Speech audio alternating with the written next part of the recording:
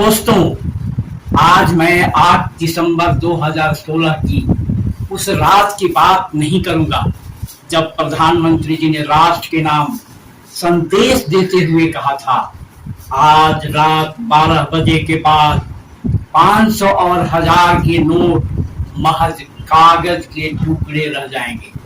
मैं आज यह भी नहीं कहूंगा, देश के नागरिकों से अपील की जा रही है कि सोना मत खरीदिए, तेल का उपयोग कम कर दीजिए, ऑफिस जाने के लिए मेट्रो का सहारा लीजिए, पेट्रोल डीजल बचाइए और फिर से वर्क फ्रॉम होम कल्चर अपनाइए।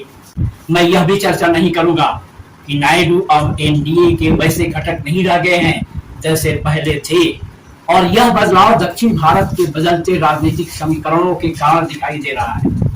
मैं आज इस बात पर भी चर्चा नहीं करूंगा कि बिहार में चाचा के सुपुत्र को स्वास्थ्य मंत्रालय का झुनझुना पकड़ाकर उनकी राजनीतिक महत्वाकांक्षा पर विराम लगाने की कोशिश हुई। ना ही इस बात पर बात करूंगा कि उनके स्वास्थ्य और मंत्रालय को लेकर लोग तरह तरह के कटाक्ष कर रहे हैं।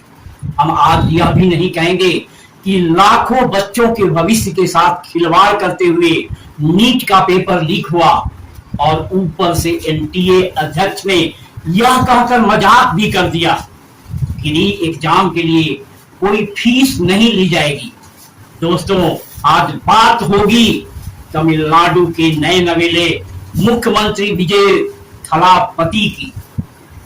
मैं रमाश्रय सिंह आप सबके अपने चैनल रमाश्रय वॉइस पर आप सबका हार्दिक स्वागत करता हूं।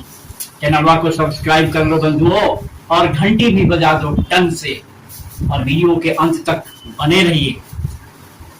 कहे कि आज चर्चा कुछ खास होने वाली है। दोस्तों, विजय थलापति तमिल सिनेमा के बड़े सितारे हैं।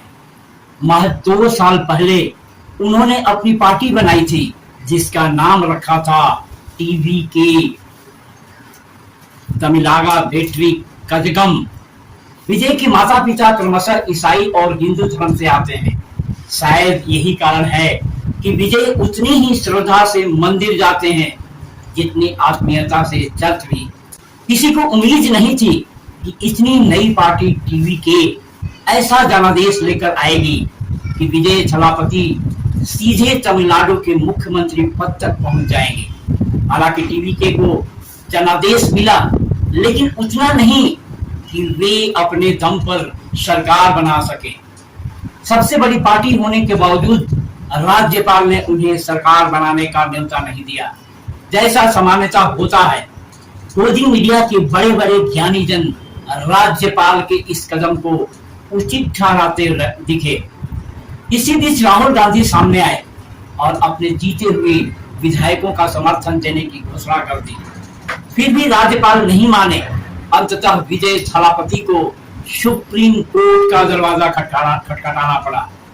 मैं यहाँ यह नहीं कहूंगा कि यह सब किसके इशारे पर हो रहा था, लेकिन एक बात तय है, एक मामूली जीत के बाद भी एक विशेष पार्टी कितना बड़ा खेल करा सकती है, यह देश ने देख लिया।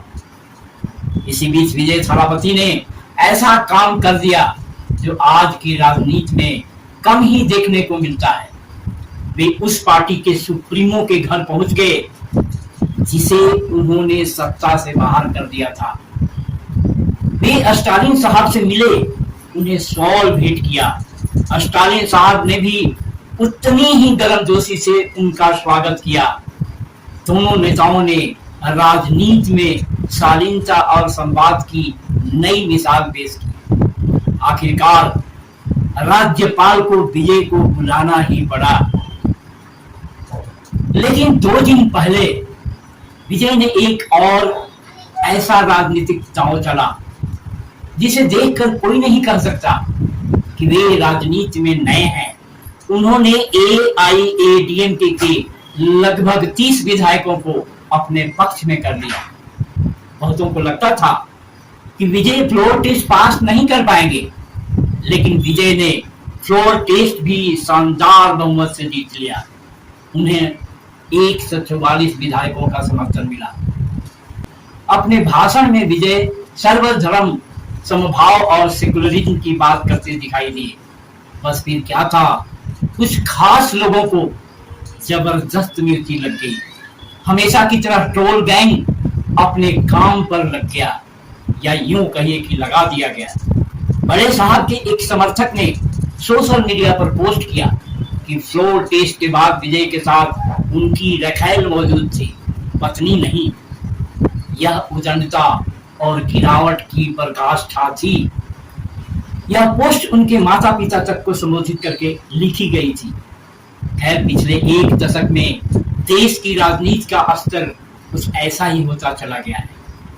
विजय थलापति को मेरी हार्दिक शुभकामनाएं। आशा है कि वे तमिलनाडु को विकास और सौहार्द की नई ऊंचाइयों तक ले जाएंगे। तो दोस्तों, कमेंट बॉक्स में आप सब अपना विचार जरूर लिखिए। क्या विजय आज के केजरीवाल बन जाएंगे, जैसा कई राजनीतिक पंडित कह रहे हैं? क्या आने वाले समय में विजय बीजेपी के लिए तमिलनाडु में सत्ता तक पहुंचने का रास्ता बनाएंगे? क्या विजय आगे चलकर बीजेपी के लिए वरदान सिद्ध होंगे? दोस्तों, आज के लिए बस इतना ही। फिर मिलते हैं देश के किसी और ज्वलंत मुद्दे के साथ। तब तक के लिए जय संविधान, जय भारत।